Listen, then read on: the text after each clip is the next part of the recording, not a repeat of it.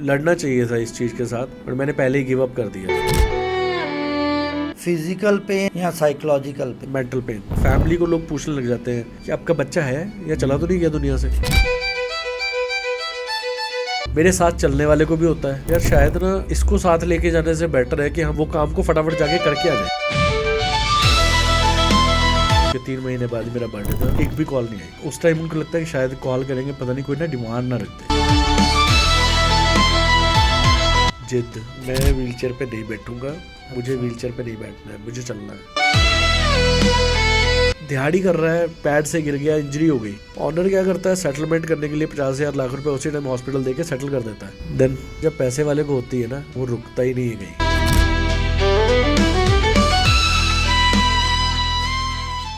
As per WHO numbers, around 7.5 lakh suicidal death हर साल होते हैं। अप्रॉक्सीमेटली इतने बड़े नंबर्स, जिसमें से 3 times पीपल विद डिसेबिलिटीज ज़्यादा चांसेस लेते हैं आइदर सुसाइडल थॉट्स के या सुसाइडल अटेम्प्ट्स के। The numbers are very big. आज के हमारे गेस्ट गुरविंदर सिंह, जिन्होंने मल्टीपल अटेम्प्ट्स किए, लेकिन आज का मिशन उनका लोगों के लिए रिहैबिलिटेशन में हेल्प करना। अगर आपके घर में भी ऐसे लोग हैं जिनको इन प्रॉब्लम्स के सॉल्यूशन चाहिए, तो उनकी जर्नी और ये पॉडकास्ट आपके लिए एक उम्मीद की किरण बन के आएंगे। So keep watching. Gurvinder ji, welcome. और आप बताइए कि 3 अटेम्प्ट क्या इतना टफ हो गया कि इतना हार्ड डिसीजन लेना पड़ा आपको? पहले तो thank you so much sir आपका, आपने मुझे बुलाया यहाँ पे, पॉडकास्ट अरेंज किया। आपने जैसे कहा कि 3 बार सुसाइड अटेम्प्ट करना क्यों इतना ज़रूरी हो गया सर।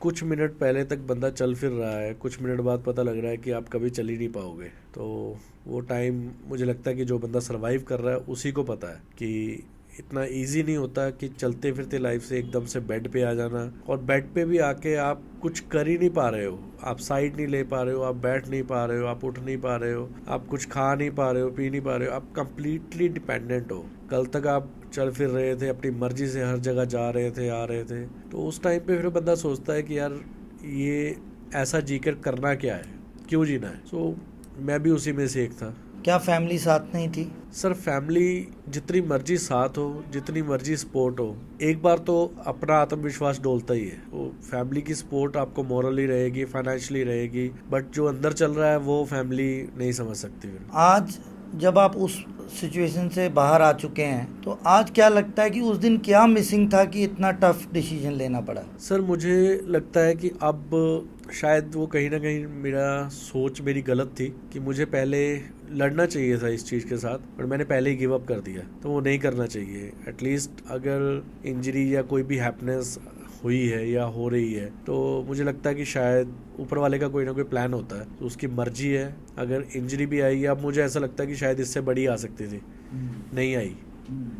हेड इंजरी हो सकती थी, मतलब हेड इंजरी केसेस मैं देखता हूँ, हेड इंजरी हो सकती थी, कुछ पता ही नहीं लगता, कोमा में रहता, फूड पाइप होती, मतलब कई साल लोग बिस्तर पे रह जाते हैं, आंखें ही चलती हैं, बाकी के शरीर डेड हो जाते हैं। तो थैंक टू गॉड कि मेरे हाथ चल रहे थे, मेरा ब्रेन चल रहा था। तो अगर दिमाग चल रहा है तो आप कुछ भी कर सकते हो। तो ज़्यादा टफ क्या था, फिजिकल पेन या साइकोलॉजिकल पेन? बिल्कुल sir, mental pen. Mental pen ये बहुत टफ होता है। टफ का कब होता है, एक तो आप पड़े हो बेड पे, ऊपर से आपके जानने वाले नॉन, हमारी सोसाइटी जिसे मैं कह दूँ बेचारा, ये बेचारा वर्ड है ना, वो मतलब बंदे को और तोड़ देता है। ये बेचारा, अच्छा कल तक चल फिर रहा था, अब चल नहीं रहा है कि नहीं है, मतलब ये वर्ड्स आ जाते हैं घर वाले। मतलब आप बेड पे हो, आप 2 महीने घर से बाहर नहीं निकले, तो फैमिली को लोग पूछने लग जाते हैं कि आपका बच्चा है या चला तो नहीं गया दुनिया से। सो ये बहुत टफ सिचुएशंस होती हैं। तो नहीं, कोई नहीं, इट्स ओके।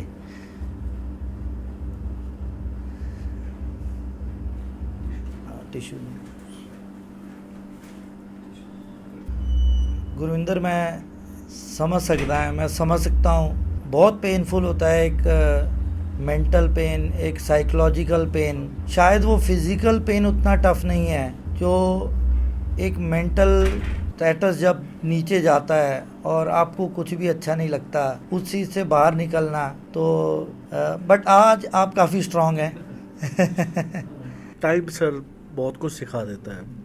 जीना भी सिखा देता है और सिचुएशन से लड़ना भी सिखा देता है और सल्यूशन भी मिलते हैं, मल्टीपल सल्यूशंस मिलते हैं। मुझे लगता है कि शायद ना हमें घर से निकलने की कोशिश करनी चाहिए। तो मैं निकलता नहीं था, मैं स्टार्टिंग में मतलब वही सबसे वही चीज़ होती है ना कि यहाँ पे एक थॉट ही है ना, सबसे बड़ा रोग क्या कहेंगे लोग। सो वो चीज़ हमें निकलने नहीं देती। हम सोसाइटी में जाते हैं कि मतलब सबसे पहला क्या है यार, लोग क्या कहेंगे, और ये हर किसी को होता है। मैं इस चीज़ से निकला हूँ तो मुझे लगता है लोग क्या कहेंगे, मेरे साथ चलने वाले को भी होता है यार, शायद ना इसको साथ लेके जाने से बेटर है कि हम वो काम को फटाफट जाके करके आ जाएं। तो ये सोच है कि मतलब कहीं मैं बहुत मतलब मैं अब तो ट्रैवल खुद करता हूँ तो मुझे इतना नहीं फील नहीं होता, बट मैं बहुत मेरे पेशेंट्स को या बाकियों को देखता हूँ तो बहुत बार ये चीज़ होती है कि मतलब कहीं फैमिली जा रही है या कहीं कोई घूमने जा रहा है या कुछ है, यार इसको कहाँ लेके जाएंगे, इसको कैसे संभालेंगे, अपनी ट्रैवलिंग ख़राब हो जाएगी, अपना टूर ख़राब हो जाएगा। ये तो सोच बदलनी चाहिए सर। आप बताना चाहो नहीं बताना चाहो आपकी मर्जी है, क्या अभी भी ऐसा टच करता है जो अभी भी आंख में आंसू ला देता है? समटाइम्स सिचुएशंस हो जाती हैं सर। कई बार क्या होता है ना कि अब मैं जिस प्रोफेशन में हूँ, रिहैब, स्पाइनल रिहैब, फिजियोथेरेपी, कई बार कोई केस ऐसे आ जाते हैं जो सेम सिचुएशन से निकल रहे होते हैं। जो मेरी सिचुएशन थी वो मैं जब सामने वाले की देखता हूँ तो आई कैन फील कि यार ये बंदा वहीं से निकल रहा है। तो उसके ऊपर फोकस करना, उसको समझाना, काउंसलिंग करना, वो चीज़ें कई बार एहसास करवाती है। फिर शुक्राना होता है कि ठीक है, मैं जितना मैंने सोचा नहीं था उससे कहीं ज़्यादा उसने दे दिया मुझे, शुक्र है बस उसका। आज तक की लाइफ में किस पॉइंट पे ऐसा लगा कि अब और पॉसिबल नहीं है? नहीं सर, अब तो नहीं लगता ही नहीं है। अब तो नहीं लगता। अब तो नहीं लगता है। अब तो ये होता है कि हाँ। ये हो गया, अब नेक्स्ट क्या है, मतलब नेक्स्ट। लेकिन वो एक टाइम था जब ऐसे पल थे, जब ऐसे टाइम थे जहाँ पे आपको लगता था कि अब और हिम्मत नहीं है। सर वो स्टार्टिंग इनिशियल टाइम था जब मुझे लगता था कि मतलब जैसे मैंने डिस्कस किया ना कि मतलब सब रास्ते बंद होते हैं। बंद कब थे? जब मैं घर के अंदर ही पड़ा था। बाहर निकला तो बहुत खुल गए, फिर खुलते ही चले गए। तो मुझे लगता है कि पहला स्टेप आपको खुद बाहर निकलने का लेना ही पड़ेगा। तो वो हर चीज़ उसमें लेना पड़ेगा कि यार कोई बात नहीं, कोई क्या कहेगा क्या नहीं कहेगा कोई फ़र्क नहीं पड़ता। मतलब मैंने ये चीज़ें सीखी इतने सालों में, कोई आपके घर में राशन भरवाने नहीं आता, कोई आपको पूछने नहीं आता कि आपने रोटी खाई है कि नहीं खाई। तो किसी को कोई फ़र्क नहीं पड़ता, सब मज़े लेने वाले हैं। बिल्कुल बिल्कुल। मैं आपके कैमरे के सामने कह रहा हूँ, चाहे वो रिलेटिव्स है चाहे वो सोसाइटी है, सब मज़े लेने वाले होते हैं। किसी को फ़र्क नहीं पड़ता आपके कुछ भी होने ना होने से। एंड मैंने ये चीज़ें देखी हैं। अब वही सब ढूंढते हैं, यार तू आता नहीं, तू मिलता नहीं, क्योंकि फ़र्क क्या है कि अब मैं मांगूंगा नहीं। पहले क्या होता है कि मतलब मैंने एक इंटरव्यू में बताया था, मेरे बर्थडे पे एक चैनल ने मेरा इंटरव्यू किया था, तो मैंने उनको बताया था कि एक टाइम था जब मेरी इंजरी हुई थी, तो उसके 3 महीने बाद ही मेरा बर्थडे था, तो no one can call me, एक भी कॉल नहीं आई। और अभी रिसेंटली दिसंबर में मेरा बर्थडे था, मैंने मेरे ख्याल से 14 से 15 केक काटे एंड कॉल्स की तो गिनती नहीं होती। तो ये चेंज है सर कि उस टाइम उनको लगता है कि शायद कॉल करेंगे, पता नहीं कोई ना डिमांड ना रख दे। बिल्कुल बिल्कुल। तो अब ये लगता है कि यार ये सफिशेंट है, ये कुछ मांगेगा। मैं भी कल एक बुक रीड कर रहा था, तो उसमें ये लिखा था कि आपको वो पहला स्टेप लेने की ज़रूरत है और रास्ते अपने आप खुलते रहते हैं, लेकिन सबसे मुश्किल होता है कि अपने कंफर्ट या अपने पेन से बाहर निकल के वो पहला स्टेप लेना। सो आई थिंक कि वो पहला स्टेप आपने लिया और आज आप इस लेवल पे हो जहाँ पे आप लोगों को इंस्पायर करते हो। और आपने बताया कि आपको वो एक अलग ही खुशी मिलती है जब आपके बर्थडे पे मल्टीपल लोग आपको कॉल करके विश करते हैं, बिकॉज उनको मालूम है कि आज उनसे आपको कुछ मिल सकता है, उनको देना नहीं पड़ेगा। सर मैं ये समझता हूँ कि कोई किसी को कुछ देता ही नहीं है। सो हर चीज़ परमात्मा ने ही मतलब अपने तरीके से सेट की हुई है। कोई देता नहीं किसी को कुछ, और ना ही कोई किसी से ले पाता है। जो लेन देन बने हुए दुनिया के, मैं मतलब मेरे कई बार पेशेंट्स को भी कहता होता हूँ, वो कहते हैं कि कैसे आगे कैसे बढ़ना। जिस दिन आप मेरे पास आए हो ना, आपकी कोई लेन देन है मेरे साथ, जिस दिन आप पूरे जाओगे उस दिन आप डिस्चार्ज होकर अपने घर चले जाओगे। और जहाँ जहाँ आपके लेन देन बने हुए हैं वो आप जाके दे के आओगे, या जिसने आपका देना है वो दे के जाएगा। तो जब वो सारे खत्म हो जाते हैं फिर बंदा इंडिपेंडेंट होकर अपनी लाइफ में आ जाता है। तो थोड़ा सा बताइए कि क्या हुआ था उस दिन जब इंजरी हुई, क्या दिक्कत हुई थी, कैसे हुआ? सर इंजरी, मेरा स्टेयर्स से पैर स्लिप हो गया था पौड़ियों से, और मैं गिर गया तो वही था कि उसके बाद हॉस्पिटलाइज एंड बाकी की सारी जो सिचुएशंस होती हैं, क्योंकि सडन तो पता नहीं लगता है कि आपको ये मेजर इंजरी हो गई है या आपकी बॉडी पैरालाइज हो गई है। और मुझे भी ये समझने में तकरीबन नियर अबाउट 1 ईयर लग गया था। अच्छा। 9 मंथ्स मैं रहा हूँ ऑलमोस्ट बेड पे, व्हीलचेयर को अपनाने में जिद कि नहीं मैं व्हीलचेयर पे नहीं बैठूंगा, मुझे व्हीलचेयर पे नहीं बैठना है, मुझे चलना है। तो वो चीज़ें, वो एक्सेप्टेंस नहीं आ रहा था कि अब नहीं आती सर, बहुत अब व्हीलचेयर को ही अपनी लेग्स बनानी पड़ेंगी। अब तो मेरे पैर, अब तो मैं मानता हूँ कि मैं व्हीलचेयर मेरे पास है तो मैं रुक ही नहीं सकता, मुझे रुकना ही नहीं है।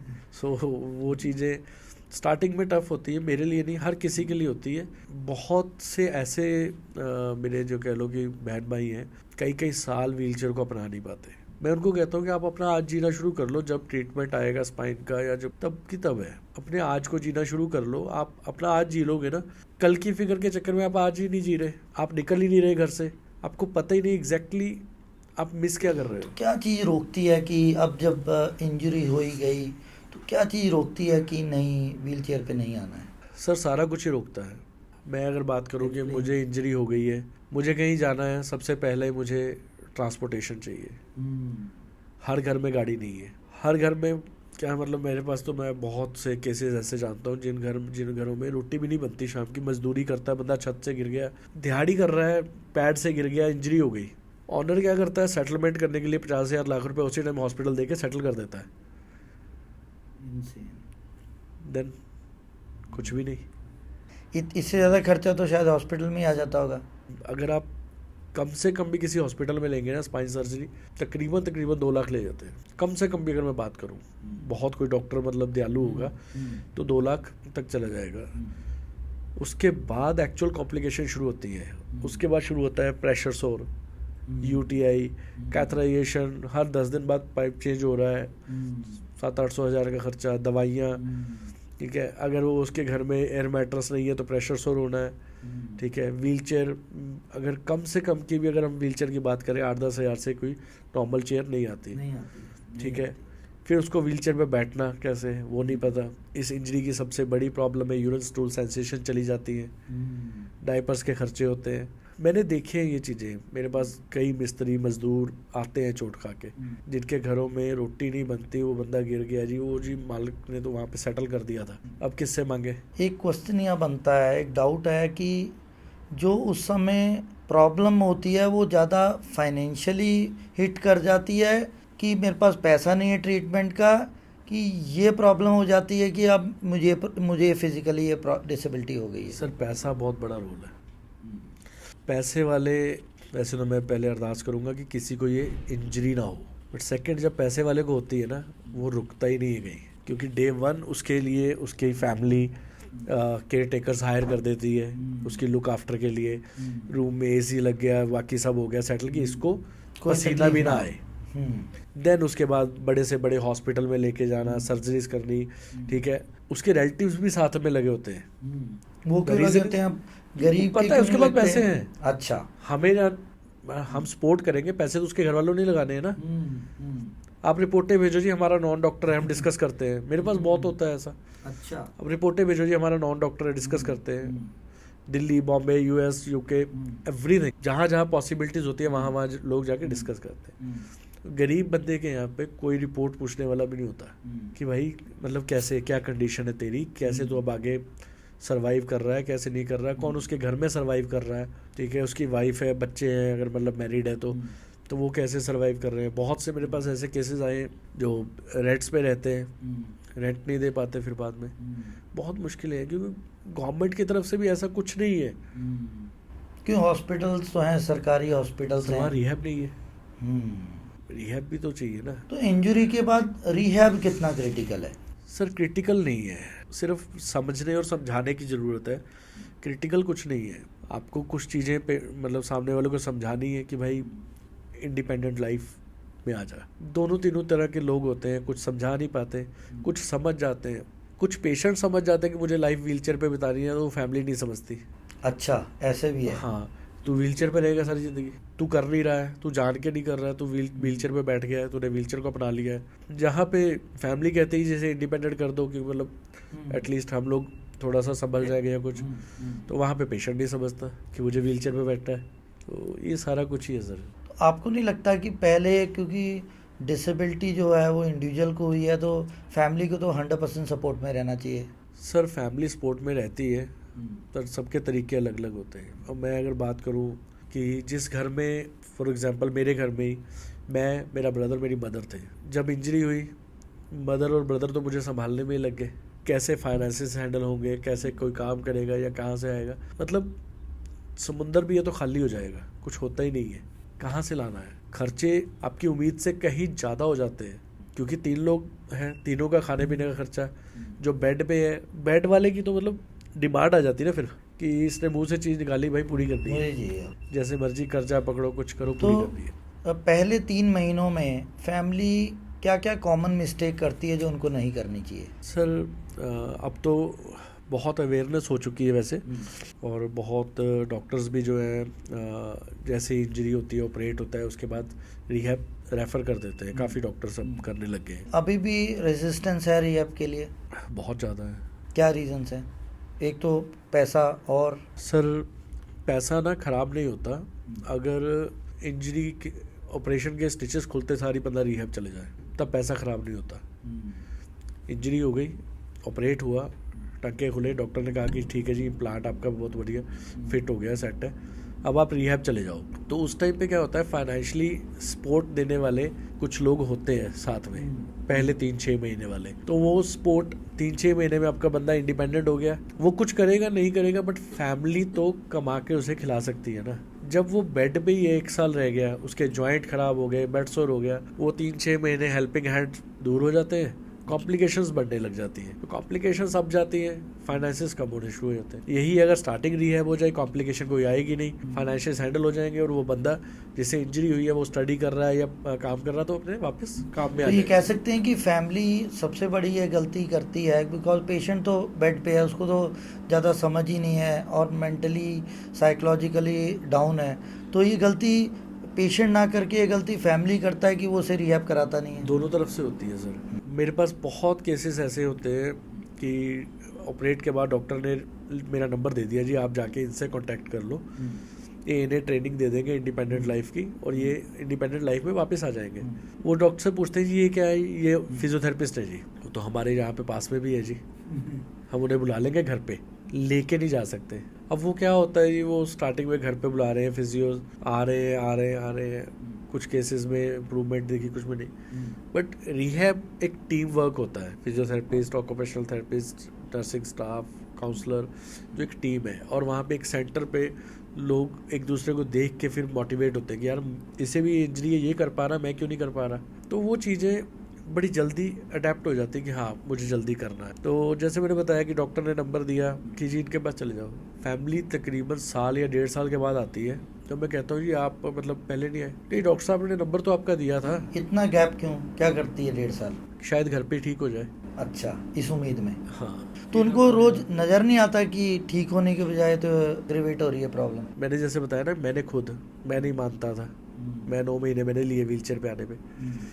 तो ये हर किसी को है। मेरा नॉन वहाँ से ठीक हुआ था वहाँ चलते हैं, वहाँ से ठीक हुआ था वहाँ चलते हैं। यहाँ पे अंधविश्वास भी बहुत है, बाबास की तरफ चल पड़े बहुत ज़्यादा। वो फलाने जगह पे मतलब टेंपल है वहाँ पे चलते हैं। स्ट्रोक को लेके मेरे पास बहुत केसेस आते हैं कि वो फलानी जगह है यार, वहाँ पे चलते हैं, वहाँ चलते हैं। तो ये चीज़ों में लोग ख़राब होते हैं। कहीं भी ट्रैवलिंग करनी है, अगर आपको आपके पास गाड़ी नहीं है तो आपको टैक्सी या कुछ हायर करना है, तो मैं समझता हूँ आज के टाइम में 10-15 हज़ार कहीं नहीं गया, उतने में आप एक कुछ दिनों की थेरेपी करवा के उसे इंडिपेंडेंट कर सकते। तो मुझे ये चीज़ें बाद में अब समझ आ रही है, और ये चीज़ मैं आपके चैनल के थ्रू कह रहा हूँ कि आपका एक एक रुपया बहुत मायने रखता है जब इंजरी हो जाती है। तो उस टाइप पे ये होता है कि कैसे सेव कर सकते हो वो कर लो। मतलब आपके हिसाब से इंजरी हुई और हॉस्पिटल में सर्जरी हुई या जो भी ट्रीटमेंट हुई, और उसके बाद घर जाने की बजाय वो सीधा पर्सन रिहैब रिहैब में सेंटर जाना चाहिए, चाहिए। सीधा रिहैब जाना चाहिए। आपने बताया कि लाइफ में बहुत कुछ मिल गया, किस पॉइंट पे लगा कि अब रियली बहुत कुछ मिल गया? सर पॉइंट अगर काउंट करूँगा तो हो नहीं पाएंगे, काफ़ी हो जाएंगे हर तरीके से ही। मतलब अगर मैं कहूँ कि डिसेबिलिटी आई थी, बट उसके बाद डिसेबिलिटी से एबिलिटी कब आई मुझे खुद नहीं पता लगा। लाइफ पार्टनर मिला, 2 बेटियां हैं, एक अच्छा सेटअप वर्किंग है। एंड सबसे बड़ी चीज़ अचीव कब होती है, जब कोई रिहैब के बाद जाता है और पेरेंट्स या फैमिली मेम्बर बोलते हैं थैंक यू। ये कुछ नहीं करता था, अब ये बहुत कुछ करता है। एंड घर पे जाके वही बंदा जो बेड पे ही पड़ा था वो बाहर निकल रहा है या कुछ अर्निंग कर रहा है, या मतलब एक उसका चेहरा हंसता हुआ फैमिली के सामने है एंड फैमिली खुश है, वो सारा कुछ ही है, उसमें सारा कुछ ही मिल जाता है। तो वो ब्लेसिंग्स हैं बाबा जी की कि मतलब उन्होंने इस लायक कर दिया कि मतलब चीज़ें तो अब गिनती में रहती आपकी नहीं है लाइफ ना। में वो कौन सा टर्निंग पॉइंट था जिसको आप बोलोगे कि उसके बाद आपने पीछे मुड़ के नहीं देखा? सर टर्निंग पॉइंट अगर मैं इन नेगेटिव वे लूँ तो कुछ बातें थी कईयों की कही हुई, तो वो ऐसी हिट की कि मतलब सोचा कि अब कुछ करना है, मतलब बेड छोड़ना है। सबसे बड़ी बात तो थी बेड छोड़ना है, तो बेड पे नहीं रहना है। क्या बात कह दिया किसी? बातें सर बहुत हो जाती है कि मतलब किसी बहुत खास नॉन ने, मैं उस टाइम बहुत जिसे कहते हैं ना फाइनेंशियली बहुत वीक चल रहा था, तो हमने किसी नॉन को कॉल की फॉर द हेल्पिंग। और हेल्प भी मैं मतलब क्या कहूँ आपको कि मतलब एक तो हेल्प भी लेते थे और ऊपर से उस हेल्प का हम ब्याज भी देते थे। पैसे के लिए कॉल की? पैसे के लिए कॉल की, पैसे भी लेते थे और ब्याज भी देते थे और फिर भी बातें सुनते थे। क्यों आप टाइम से रिटर्न नहीं कर पाते थे इसीलिए? सर रिटर्न से पहले मिलेंगे तब ना, मिलने से पहले बातें आ जाती थी। वही चीज़ आ जाती थी कि आप कैसे मोड़ोगे, ठीक है आप तो शायद अब मतलब उठ ही नहीं पाओगे, आपके पास तो है ही नहीं, क्या दोगे। तो वो चीज़ें फिर कहीं ना कहीं कहते हैं यार कि मतलब नहीं ठीक है, इस चीज़ का जवाब तो जब ऐसे सवाल आते थे तो मन में आप क्या सोचते थे कि इनको कुछ करके दिखाना है या कि मेरे को अपने पे कोई डाउट नहीं है, इनको दिखाने की ज़रूरत नहीं है? नहीं सर उस टाइम पे सिर्फ सबसे बड़ी एक ही चीज़ हो गई थी कि मुझे उठना है और कोई ऐसा काम करना है जिससे मेरी डेली इनकम आनी शुरू हो जाए।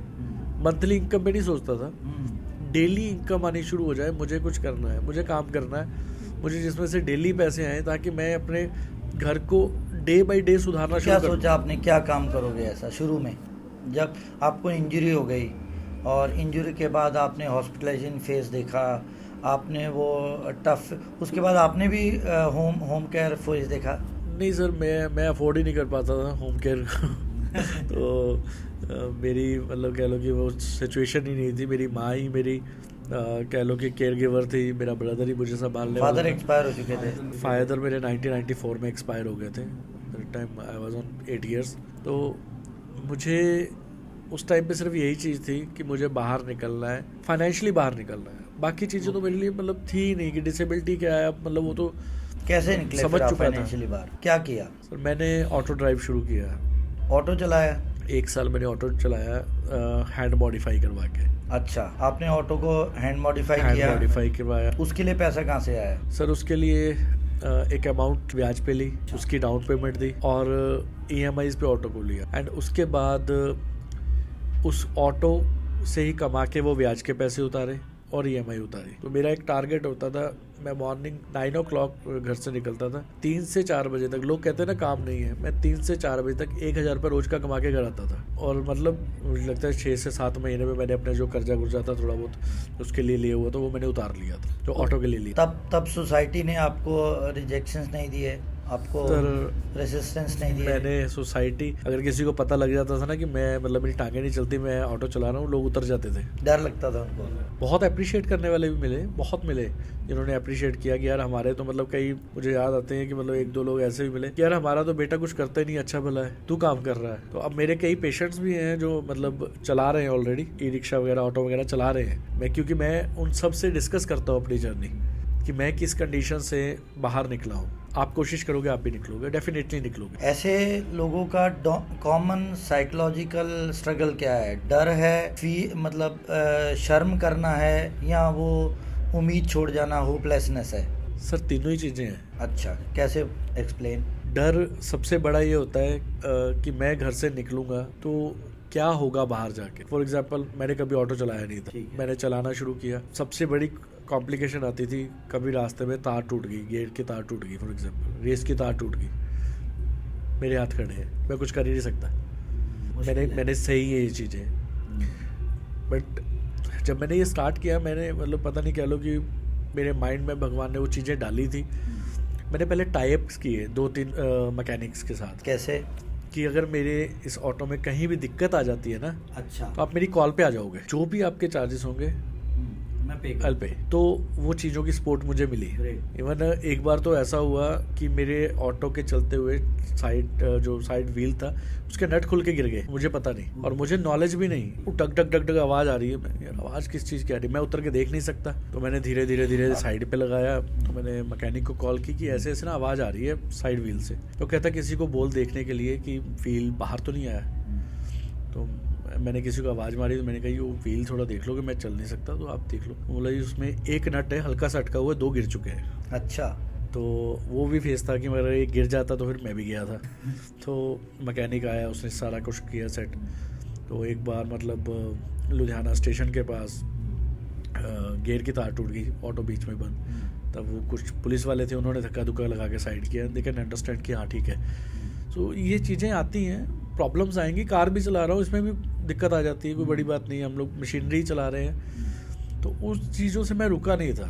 मेरा टारगेट, अगर मैं बात करूँ ना, जैसे हमने कहा है कि मतलब मेरा टारगेट था कि अगर मैं 500 नहीं कमाऊँगा ना, मैं 50 कमाऊँगा, मेरे होंगे।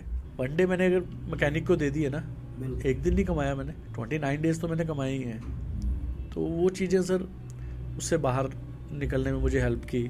दूसरा ये डर पे रहा। दूसरा आता है कि हमें सोसाइटी कैसा अपना रही है। हमारी सोसाइटी की सोच है डिसेबल्ड मीन्स बेगर। बुरा मत मानिएगा, ये सोच है यहाँ की। बेचारा वर्ड अभी रियली ऐसा आपको फील हुआ है? बहुत बार है सर। मैं लिटरली बोला ऐसा किसी ने? मैं आपको एक फनी बात बताता हूँ, आप हंसेंगे। मतलब ना, मेरा एक पेशेंट मेरे पास रिहैब करवाना आया हुआ, वो शाम को राउंड करता हुआ ना सड़क पे निकल गया। तो हमारे मार्केट में शॉप्स वगैरह, कैफ़ेज़ वगैरह काफ़ी है, तो वो वहाँ पे था। कोई बंदा आया, उसकी जेब में 200 रुपये डाल दिया, वो रख लो। तो उसने उसको बोला कि भाई ये पैसे रख, मुझे इंजरी हुई है, मैं अपना ट्रीटमेंट करवा रहा हूँ, मेरे दोनों बच्चे कनाडा में हैं। बट सामने वाले को लगा व्हील चेयर पे तो भिखारी है। तो ये मतलब सोच है सर लोगों की ना, कैसे बदले हमें सब। बदल सकते हैं लोगों की सोच? आई डोंट नो सर, मुझे नहीं पता। और होपलेसनेस सर, उम्मीद छोड़ जाना। आई अंडरस्टैंड कि बहुत जगहें ऐसी होती हैं। मैं अगर बात करूँ ना, इंफ्रास्ट्रक्चर पे ही ले दूँ कि मतलब मुझे कहीं जाना है, कोई भी बिल्डिंग, कोई भी स्ट्रक्चर बनता है तो मतलब मिनिमम अगर हम बात करें ना, तो आजकल 50 लाख 1 करोड़ से नीचे नहीं बनता। बिल्कुल 10 पौड़ियाँ बनती हैं, एक रैंप नहीं बनता। तो वहाँ जाके होपलेस हो जाता है बंदा। मैं मतलब बहुत जगह जाता हूँ, मैं मतलब थोड़ा ढीठ हो गया हूँ, मैं जाके खड़ा हो जाता हूँ, तो मैं बोलता हूँ कि बंदे बुलाओ और मुझे आना है अंदर। तो कई जगह झगड़ा भी होता है कि हम नहीं जी आपको सामान बाहर दे देंगे। क्यों दे दोगे, मुझे अंदर आना है, मुझे शॉपिंग करनी है, कुछ करनी है। मतलब इतने बड़े मॉल्स हैं, मतलब जलंधर में कई मॉल्स हैं, कहीं रैंप नहीं है। किस चीज़ से पर्सन ज़्यादा टूट जाता है, फिजिकल डिसेबिलिटी या सोसाइटी के रिजेक्शन? सोसाइटी के rejection sir. Physical disability one time है, वो हो गई। सोसाइटी आपको डेली टॉर्चर करती है, एहसास करवा देती है कि यार यू आर द डिसेबल्ड, आप कुछ नहीं कर सकते हो। ये वो लोग मतलब आपके दिमाग में बिठाते हैं। पर मैं मतलब आपके कैमरे के सामने कहूँगा, डिसेबल्ड बंदा नॉर्मल से ज़्यादा काम कर लेता है, वो डबल काम कर देता है क्योंकि उसको कहीं जाने की टेंशन नहीं होती। ऐसा जैसा अभी बहुत सारा अवेयरनेस चल रही है सोशल मीडिया, या बहुत सारा गवर्नमेंट भी बहुत सारे इनिशिएटिव ले रही है, तो आपको लगता है कि अब इंडिया बदल रहा है या हमारा समाज बदल रहा है? सर मैंने ना मैं इसका थोड़ा सा वे चेंज करूँगा बताने का। मैंने ना एक सुना था कहीं कि कई बार कोई सत्संग होता है ना जब, तो वहाँ पे अगर 100 लोग बैठे हैं सत्संग को सुनने वाले, तो जब वो सत्संग खत्म होता है, जब वो निकलते हैं ना, तो 100 में से 80 वहीं भूल जाते हैं कि अंदर क्या हुआ था। उसमें से 15 लोग जो होते हैं ना, वो नेक्स्ट जो सत्संग है तब तक शायद कुछ बातें रह जाती हैं और भूल जाते हैं। जो 5 होते हैं ना, 5 में से एक आधा ही होता है जिसके अंदर वो चीज़ें रहती हैं। तो 100 में से एक ही है जो चेंज होने की कोशिश कर लेता है। अदरवाइज यहाँ सुना यहीं छोड़ा। बोलते हैं बूंद बूंद से सागर भर जाता है, तो 100 में से एक भी अगर अपने आप को बदलता है समाज के अंदर, तो आपको नहीं लगता कि एक एक करते ही समाज बदल जाएगा? अगर भर जाता है, सागर खाली भी दूसरी तरफ से हो रहा होता है ना, तो कहीं ना कहीं मतलब वो बाल्टी भर के निकालने वाले भी बैठे हैं। तो अगर वो सागर भर रहा है ना, तो लोग भरने नहीं देते, माइंड चेंज करवा देते लोगों का। आपको पता है डिसेबल्ड्स को जल्दी जॉब नहीं मिलती, वही तू करेगा कैसे? ठीक है, अगर शॉप की बात करूँ, मतलब बैठ के कपड़े बेचने हैं, बेच सकता है। यहाँ पे आपको नहीं लगता कि एक सेल्फ कॉन्फिडेंस भी बहुत, क्योंकि थोड़ा सा कॉन्ट्रेरी है कि मैं ऐसे बहुत लोगों से मिला हूँ जो इतने कॉन्फिडेंट हैं कि उनको मैटर ही नहीं करता कि मैं डिसेबल हूँ, बोले मैं तो कैपेबल हूँ। मैं खुद कहता हूँ सर, बट मैं वही कहता हूँ ना, कैपेबिलिटी तक आने के लिए सपोर्ट तो चाहिए। मैं घर से निकलते ही कैपेबल नहीं था, मुझे कैपेबल करने के लिए मतलब कुछ लोगों की सपोर्ट रही। मुझे सबसे पहले डॉक्टर संतोष मथांगी होते थे सीएमसी के PMR HOD, उन्होंने मुझे बहुत सपोर्ट की। उनके कैसे टच में आए आप? During the treatment. अच्छा, उन्होंने क्या क्या हेल्प की आपकी? उन्होंने मुझे मेंटली बहुत स्ट्रॉन्ग किया, एंड उन्होंने मुझे हर चीज़, मतलब अगर मैं बात करता हूँ ना, ट्रांसपोर्टेशन, तो मुझे कहीं जाना होता था ना, मतलब वो हेड ऑफ डिपार्टमेंट थे वहाँ के, तो उनके साथ मतलब प्यार इतना पड़ गया था, मुझे कहीं जाना हो तो मैं उनको कॉल कर देता था कि भैया मुझे जाना है, तो वो अपनी गाड़ी लेके आ जाते थे कि चल तुझे यहाँ जाना है तो चल, मैं लेके चलता हूँ। सेकंड मुझे सपोर्ट रही हमारी स्पाइनल कॉर्ड इंजरी एसोसिएशन के वाइस प्रेसिडेंट दविंदर सिंह, उन्होंने बहुत चीज़ें समझाई और आज भी समझाते हैं। आज भी कई बार मतलब मैं अगर परेशान हो जाता हूँ या कुछ किसी चीज़ को लेके मैं डिस्कस कर लेता हूँ उनसे, तो वो समझाते हैं। तो मतलब रास्ते जैसे मैंने कहा ना खुलते हैं, तो रास्ते में फिर वो लोग आपको सपोर्ट करने वाले भी मिलते जाते हैं। जो एक पेशेंट आज घर में पड़ा हुआ है और अपने साइकोलॉजिकल स्ट्रगल से लड़ रहा है, तो उसको कैसे पता चले कि उसकी लाइफ के डॉक्टर संतोष कहाँ हैं या उसकी लाइफ के दविंदर जी कहाँ हैं? सर मेरे टाइम पे तो इंटरनेट इतना एक्टिव नहीं था, आज तो इंटरनेट पे हर चीज़ है। बट सिर्फ एक चीज़ जो हमारे बहन भाई इस टाइम ना मतलब वो उस मोड पे चलेंगे कि हमें ना चलना ही चलना है, वो अपने चलने के चक्कर में अपने आज को गंवा रहे हैं। बहुत ज़्यादा ये चीज़ हुई पड़ी है कि ना मतलब मुझे आसान होता है कि उस साइकोलॉजिकल लेवल डाउन पे चले जाना जहाँ पे आपको लगता है कि आप ज़िंदगी में कुछ नहीं रखा है। आपने खुद मल्टीपल अटेम्प्ट्स किए, आपने सुसाइड अटेम्प्ट्स किए, वहाँ से बाहर निकलना कितना आसान होता है या कितना मुश्किल होता है? मेरे लिए ना वो चीज़ थी कि मैंने जब सुसाइड अटेम्प्ट किया तो इजी नहीं था, मरना इजी नहीं है, बहुत मुश्किल, बहुत हिम्मत, एक्सप्लेन के लिए वर्ड्स नहीं है कि मतलब मरना ही इजी नहीं है। आप ये समझ लो कि मतलब लोग बोलते थे ना मर जाऊंगा, वो मर के दिखा। तो जीना आसान है? आसान है। किसी को आप मतलब मेरे कहने के बाद ना आप किसी को बोलना मर के दिखा। लेकिन जो उस पेशेंट की मेंटल सिचुएशन है, मेंटल इमोशनली कैसा फील करता है वो? सर मेंटल सिचुएशन इतनी बुरी होती है। क्यों बुरी होती है? इंजरी हुई, यूरिन स्टूल सेंसेशन चली गई, कौन साफ कर रहा है? माँ। It's not easy. किसी बहन की इंजरी हो गई फैमिली में, मतलब लाइक मेरे पास एक आए थे, बराबर का भाई है, उसको संभाल रहा है। उस बहन के लिए भी वो इजी नहीं था, भाई के लिए भी इजी नहीं था, बट उस टाइम पे क्या है, ये पेशेंट है, बहुत टफ। आपको लाइफ में कब लगा कि अब मैं इंडिपेंडेंट हूँ? जब मैंने अर्निंग शुरू कर ली। और ये इंजरी के कितने साल लग गए आपको इस लेवल पे पहुँचने? तकरीबन 1.5-2 साल। 2 साल में आप इस लेवल में आ गए थे जब आपकी अर्निंग शुरू हो गई। मेरी अर्निंग शुरू हुई। तो आपके अब एग्जिस्टिंग एक्सपीरियंस के हिसाब से ये टाइम कम था कि ये ज़्यादा है? बहुत ज़्यादा है। बहुत ज़्यादा है। ये एक शायद नेक्स्ट 2-3 मंथ्स में होना चाहिए था। अच्छा, मतलब इंजरी के बाद आपको लगता है कि मुझे बेड पे जाना ही नहीं चाहिए था, क्योंकि पता तो लग ही गया है कि मैं नहीं चल सकता अब जब पता चल गया है, ठीक है, आज के टाइम में तो चलो मतलब इंटरनेट इतना स्ट्रांग है एंड हर चीज़ गूगल पे पड़ी है, लोग सर्च कर लेते हैं, जैसे इंजरी होती है फटाफट अपनी MRI या रिपोर्ट्स डाल के देख लेते हैं कि मेरी कंडीशंस क्या है। जब पता लग गया है कि मेरी ये कंडीशन है तो मैं उसको वर्स्ट ना करूं, ख़राब ना करूं, संभाल कैसे सकता हूं, उस पर वर्क करना शुरू कर लें। जब एक बार पता लग ही गया कि अब मेरी जो टांगें हैं वो तो चलेंगी नहीं, तब मोबिलिटी साइकोलॉजी कैसे आती है कि हाँ अब व्हीलचेयर को टांगे बनानी है? सर आती नहीं है, बहुत मुश्किल होती है। जैसे मैंने पहले भी बताया था कि कुछ में फैमिली नहीं मानती, कुछ में पेशेंट नहीं मानते। टाइम ड्यूरेशन की अगर मैं बात करूँ ना, जैसे मुझे 2 साल लगे, मेरे से पहले जिनको चोट लगी किसी को 5 साल लगे। देवेंद्र जी की मैं जैसे बात कर रहा हूँ, वो 5 साल में बेड रहे, ठीक है। परविंदर सोनू है जो अंदर, वो भी तकरीबन 4-5 साल रहे, मल्टीपल बेड सोर्स के साथ उन्होंने सर्वाइव किया। तो अब कहीं ना कहीं ड्यूरेशंस टाइम की कम हो रही हैं।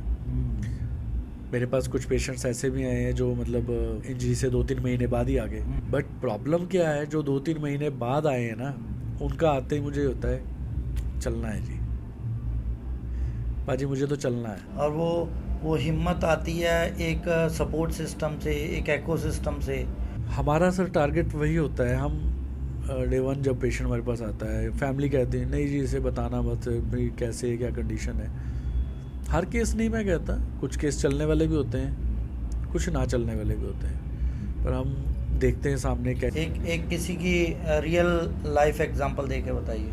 बहुत एग्जांपल्स हैं। अभी मतलब एक रिसेंटली मेरे पास लड़का था बटाला से, गुरमुख सिंह, सर धो के खड़ा हुआ था, अपनी सिस्टर के घर गया था, हाई टेंशन वायर्स ने उसको ऊपर खींच लिया।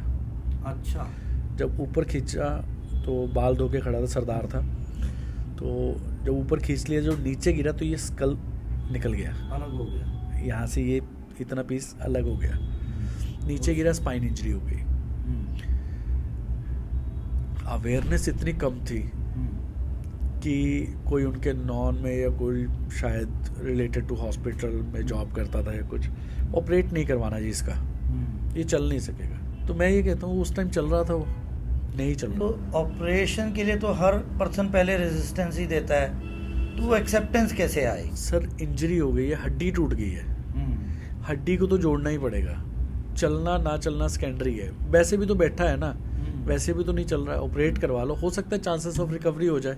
मेरे को कई बार लोग कहते हैं कि जी डॉक्टर ने ना ऑपरेट नहीं सीखा। मैंने कहा ये आपकी पर्सनल दुश्मनी थी डॉक्टर से, आप जानते थे उसको या वो जानता था आपको? नहीं, उसने अपना काम बेस्ट किया है।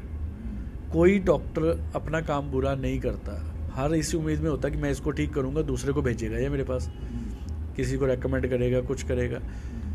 तो वो लड़का जब मेरे पास आया सर, उसको भेजा भी किसी डॉक्टर ने मेरे पास, उसके मतलब स्टोन था तो स्टोन की सर्जरी के लिए किसी डॉक्टर के पास गया, ओटी बेड पे ही डॉक्टर ने उसको हमारा बता दिया कि तू वहाँ चला जा।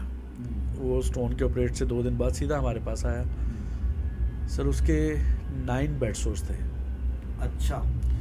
दोनों हिप्स, बैक, नीज, एंकल, सारे जॉइंट ख़राब थे। तो तकरीबन हमें 9 से 10 महीने लगे उसे रिकवरीज में लाते हुए, ड्रेसिंग्स के साथ, with help of surgeries. Multiple सर्जरियाँ हुई उसकी बेड सोर्स की, वो भी हमने मतलब लाइक चैरिटेबल टाइप हॉस्पिटल में कह के करवाई। खुशी कब मिली? सर्जरियों के दौरान ही उसकी एडमिशन करवा दी गई लवली यूनिवर्सिटी में BCA करवाने के लिए। अच्छा। लवली यूनिवर्सिटी में स्पाइनल कॉर्ड इंजरी के लोगों के लिए एक स्पेशल कोटा है, okay. Free education and free hostel, कोई पैसा नहीं लगता वहाँ पे उनकी स्टडी के लिए। अशोक मित्तल जी ने, मैडम रश्मि मित्तल जी ने उनको मतलब क्लियरली किया हुआ है। आई थिंक 16 सीटें रेगुलर में होती हैं। अच्छा। और डिस्टेंस में तो और उसके अंदर कोई भी डिसेबल पर्सन ले सकता है। Spinal cord injury, spinal cord injury, spinal cord injury, okay. वो स्पाइनल कॉर्ड इंजरी एसोसिएशन के साथ कोलैबोरेशन में है। ओके। लड़के ने BCA की, ग्रेजुएशन कंप्लीट हुई, रीहैब कंप्लीट हुआ, वाज इंडिपेंडेंट। हमने उसकी एडमिशन करवा दी लवली प्रोफेशनल यूनिवर्सिटी में BCA के कोर्स में। अच्छा। उसने एडमिशन ली साइबर सिक्योरिटी ओके। में। लवली यूनिवर्सिटी में फ्री एजुकेशन है for spinal cord injury association के लोगों के लिए, स्पाइनल कॉर्ड इंजरी से जो सरवाइव कर रहे हैं। अभी तक बहुत बच्चे ग्रेजुएट मास्टर्स करके वहाँ से निकल चुके हैं। तो क्या लोगों को इस बारे में अवेयरनेस है? अब काफ़ी तक हो गई है सर, अब काफ़ी हो गई है, पहले नहीं है। और जिनको नहीं होती हम उन्हें गाइड करते हैं ड्यूरिंग रीहैब टाइम पे। हम उन्हें बताते हैं कि आप मतलब आगे क्या आपका प्लान है, आपने जॉब करनी है, आपने स्टडी करनी है, आपने जो भी करना है उस हिसाब से उनका आगे का प्लान सेट होता है। तो हमारे पास जैसे लवली यूनिवर्सिटी में तकरीबन 16 सीटें रेगुलर में हैं और डिस्टेंस एजुकेशन में अनलिमिटेड हैं। अच्छा। अशोक मित्तल जी, रश्मि मित्तल मैम, और उनको कोई फीस नहीं देनी? कोई फीस नहीं है और इवन हॉस्टल भी फ्री है उनका। एंड सबसे बड़ी चीज़ जो हमने देखी है, जब हम 2016 में पहली बार लवली यूनिवर्सिटी गए थे, तब से अब तक 10 साल में पूरी यूनिवर्सिटी एक्सेसिबल है। सो वहाँ पे एक्सेसिबिलिटी को भी बहुत ज़्यादा इंपॉर्टेंस दी जाती है। एक एक कॉम्प्लेक्स उनका, एक एक जगह जहाँ रैंप नहीं थे वहाँ रैंप बनाए गए, या लिफ्ट नहीं थी लिफ्ट, जो बच्चे व्हीलचेयर वाले जो रहते हैं उनके लिए वॉशरूम तोड़वा कर बड़े करवाए गए। उन्होंने बहुत सपोर्ट किया। वो लड़का भी क्या कर रहा है? सर वो लड़के की जब BCA कंप्लीट हो गई, अगेन चैलेंज आता है कि आगे क्या करना है। अच्छा। जॉब तो मिल ही नहीं, जॉब के लिए तो चैलेंज आ गया कि जॉब मिल रही है तो मतलब आउट ऑफ द पंजाब, क्योंकि IT वाले सारे आउट ऑफ पंजाब हैं। तो लड़के ने एक्टिवा मॉडिफाई करवा के जोमेटो सर्विस शुरू की। तो तकरीबन उसने 1-1.5 साल जलंधर में जोमेटो के साथ काम किया। अपने ऑर्डर्स मतलब होटल्स पे जाके पिक करता था। तो होटल वालों ने बहुत कोऑपरेट किया, लोगों को बताता था कि मैं डिसेबल्ड हूँ, मैं आपके गेट पे आ गया हूँ, आप आके पिक कर लो। तो लोगों ने सपोर्ट की। अब वो लड़का UK चला गया है विद गवर्नमेंट स्कॉलरशिप है जो डिसेबल्ड्स के लिए है, हायर एजुकेशन के लिए। तो प्रेशर सोर की बात की आपने, तो ये प्रेशर सोर इतने डेंजरस क्यों है? सर प्रेशर सोर डेंजरस हमारी वजह से ही होते हैं, हम एक जगह पड़े हैं। अब नॉर्मल पर्सन है जो बैठा हुआ है ना, वो बैठा बैठा मतलब जब वो थक गया तो वो साइड चेंज कर लेता है अपनी, लेग को एलिवेट कर लिया, दूसरे लेग पे रख लिया। हमें नहीं पता, हम जहाँ बैठे हैं हमारी वो जगह थकनी ही नहीं है, चाहे हम पूरा दिन बैठे रहें, रात बैठे रहें, वो थकनी नहीं है। वो अंदर से अंदर स्किन खराब होती जाती है, प्रेशर पड़ पड़ पड़ पड़ 2 से 3 दिनों में, 4 दिनों में प्रेशर सोर डेवलप हो जाता है। अच्छा, इतनी फास्ट अगर हम प्रेशर रिलीज नहीं करते। तो वो जो 4 दिन में प्रेशर सोर हुआ है उसे रिकवर करने के लिए 4 महीने चाहिए। लाइक दीमक, बोन्स खराब हो जाते हैं, जॉइंट्स खराब हो जाते हैं, हड्डियां निकलवानी पड़ जाती हैं, मतलब इतने खतरनाक प्रेशर सोर हो। तो एक स्पाइनल इंजरी पेशेंट के लिए डिग्निटी का क्या मतलब है? डिग्निटी है कहाँ पे? बट फाइट तो डिग्निटी की है सर, जब मिलेगी तभी पता लगेगा, अभी तक तो मुझे लगता नहीं है। नहीं, डिग्निटी मिलेगी कि लेनी पड़ेगी? कुछ कह नहीं सकता इस पे, क्योंकि मिक्स समाज है हम। मुझे ऐसा लगता है कि जहाँ पे क्योंकि समाज को या सोसाइटी को हमारी रिस्पॉन्सिबिलिटी कि हम उसे अपने बारे में बताएं, अपने एक्सपेक्टेशंस बताएं कि हमें किस तरह का, जैसे आपने बोला कि लोग भिखारी समझते हैं, बेगर समझते हैं। अब मैं जब तक उनको अपने बारे में बताऊंगा ही नहीं कि मैं कितना क्वालिफाइड हूँ, या मैं क्या स्किल हूँ, या किस बात के लिए मैं कैपेबल हूँ, या मेरे अंदर क्या एबिलिटीज़ हैं, या मेरे अंदर क्या कैपेबिलिटीज़ हैं, तब तक सामने वाले को तो नहीं पता कि क्या हूँ मैं। और जब मैं बताऊंगा तो अपने आप डिग्निटी बनेगी कि हाँ यार, ये पर्सन बड़ा क्वालिफाइड है, या बड़ा स्किल्ड है, या ये एबिलिटी रखता है। सर मैंने ये बात मान ली आपकी कि क्वालिफिकेशन के साथ ये चीज़ आ सकती है। जो क्वालिफाइड नहीं है वो स्किल तो डेवलप कर सकता है। कितने हम लोग दुनिया में ऐसे लोग देखते हैं बिजनेस कर रहे हैं, कोई फॉर्मल एजुकेशन नहीं है। ये ना बात वही है कि पूछने वाले कितने लोग हैं कि भाई तुझे कुछ आता है, तेरे को काम दे दें। आपको नहीं लगता यहाँ पे वो कहीं ना कहीं वो अपने कंफर्ट से भी बाहर नहीं हम निकलना चाहते हैं अगर हम डिसेबल हैं? कोई शक नहीं है सर। मतलब डिसेबल्ड तो हम लोग तो चलो मतलब इंजरी की वजह से डिसेबिलिटी में आ गए, मतलब कुछ किसी और रीजंस के साथ भी डायग्नोज की वजह से, या मतलब कोई इन्फेक्शन या पोलियो या कुछ वजह से भी होते हैं। गवर्नमेंट का आई थिंक मेरे को लगता है शायद 3 या 4% डिसेबिलिटी कोटा है जॉब का। हाँ 4% है, मुझे एग्जैक्टली नहीं पता था। 4% लोगों को जॉब मिलती है। नहीं, क्वेश्चन ये है कि क्या 4% लोग, मुझे याद है पिछले साल हरियाणा कमिश्नर के साथ मैं बैठा हुआ था, उनसे मीटिंग हो रही थी। सो उनका कहना था कि जितनी वैकेंसीज होती हैं डिसेबिलिटी के नाम पे उतनी एप्लीकेशन तक नहीं आती।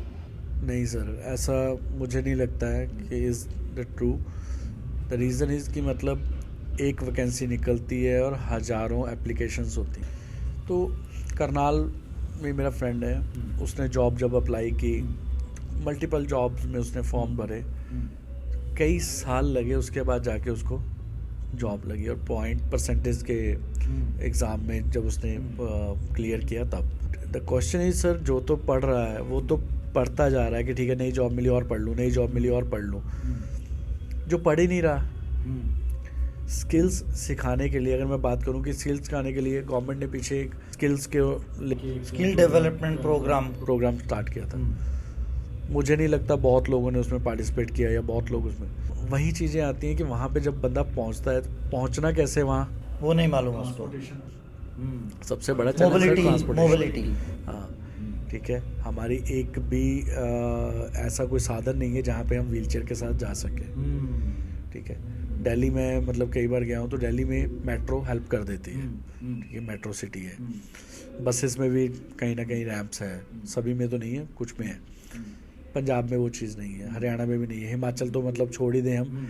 हिमाचल में अगर किसी को इंजरी होगी वो तो बेचारा घर से ही नहीं निकल पाता, क्योंकि वहाँ तो मतलब ये रोड है, यहाँ से भी ऐसा है। हाँ 2 किलोमीटर ऊपर घर है, तो बेचारे मतलब कई कई महीने घर पे ही पड़े रहते हैं। ये सबसे बड़ा मोबिलिटी सबसे बड़ा इशू है। सो ये एक्सेसिबिलिटी की आपने पहले भी बताया कि एलपीयू जो है पूरा एक्सेसिबल है। सो एक्सेसिबिलिटी और इंफ्रास्ट्रक्चर को लेके आपका क्या थॉट है कि क्या ये इंक्रीज़ हो रही है? इंक्रीज़ हो रही है सर, काफ़ी हो रही है, हर जगह नहीं हो रही। हमें शुरुआत घर से करनी पड़ेगी, हर किसी को।